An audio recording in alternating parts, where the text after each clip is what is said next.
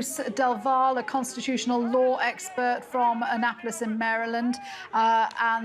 Bruce, clearly the crowds outside the courthouse feel they've got justice. Are you surprised by the unanimous guilty verdicts on all three charges? What do you make of the verdict? I'm really not. I think we spoke about this on this network when the charges initially came down, and there was a great deal of controversy and, frankly, anger that Officer Chauvin was not charged with first-degree murder. The problem that we see in a lot of these high-profile prosecutions is they overcharge. So you could not prove that Chauvin intended to murder George Floyd, but certainly the videotape was clear and compelling and irrevocable evidence that he acted in a dangerous manner with disregard for the life of George Floyd. This is a remarkable case for a lot of reasons. It's very sad, it's very striking, it's hard to watch, but what the jury watched was the man die before their very eyes, and that's compelling. You can't turn away from that. This verdict does not surprise me at all. It was properly charged, it was well tried, and it's just. And it's justice, and America should be proud.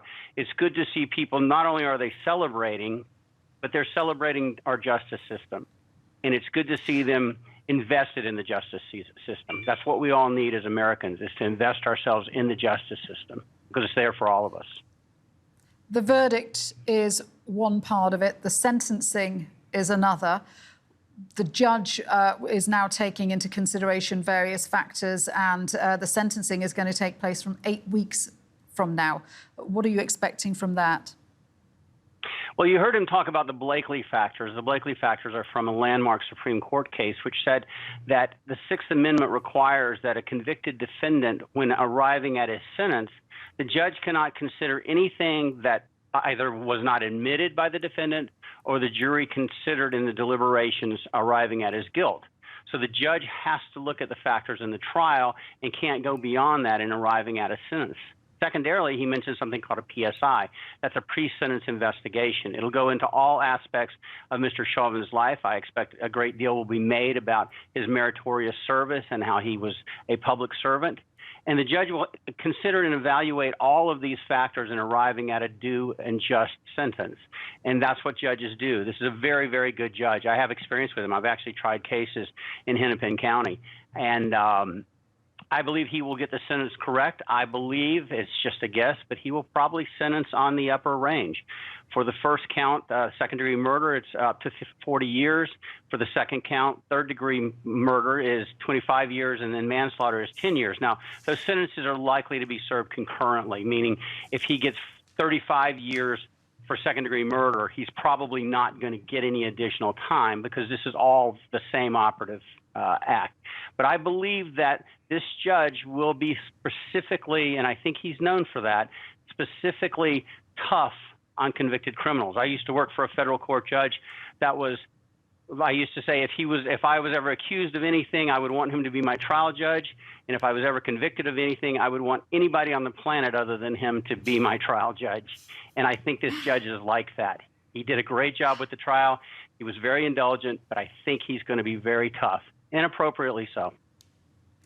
Of course, Derek Chauvin, the man on trial, but at the heart of this was also questions about how policing works in the US and how the black community are policed. Do you think that the outcome of this, the unanimous guilty verdicts across the board, and the kinds of things that came out during the trial, the testimony, the witnesses that we heard, the fact that Derek Chauvin and his colleagues felt that that much use of force was justified. Do you think that's going to change anything in terms of policing? You know, perhaps I'm a little bit optimistic or a bit of a Pollyanna. I think it will. I don't think any municipality, county, or state can now condone inoperative or the non-use of body cams. We need to know what happens. And that silent witness is what convinced everybody and swung this case. I think this sends a message to police officers. There's a way to do this. No one should die because they arguably passed a counterfeit $20 bill, if that even happened. They don't get to hand out death penalties. But it will also protect the police force when they do the right thing. There are always going to be rogue police officers, but most of them are good.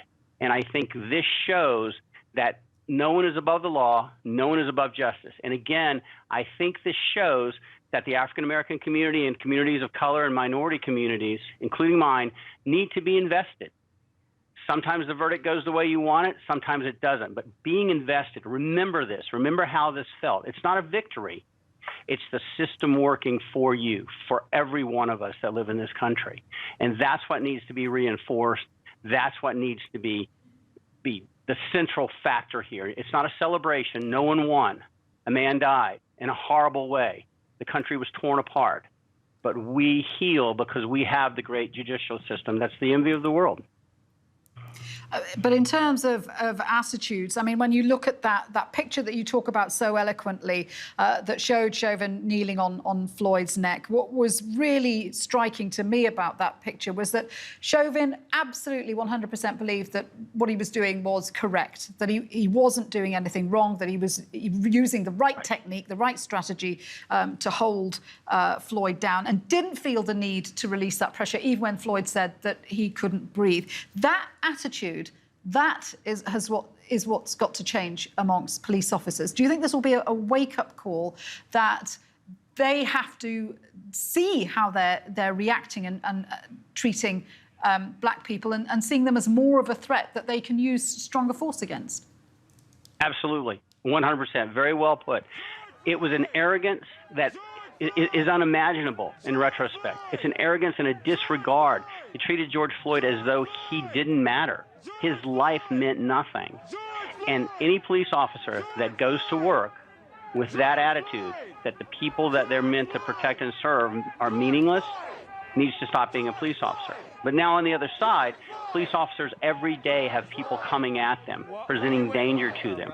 Someone's going to want to kill them pretty much every day. And a lot of times in these communities, those people that want to kill the police officers, commit the crimes, commit the violence, look the same. So there has to be a meeting in the middle. But at no point in time can any police officer cross the Rubicon and become the criminal because he has a complete or she has a complete disregard and a disdain for the value and sanctity of human rights and human life. That cannot be permitted to happen, because that's when the police officer becomes the criminal. And that is what we saw here, and I think there's a message in that. I'm hopeful.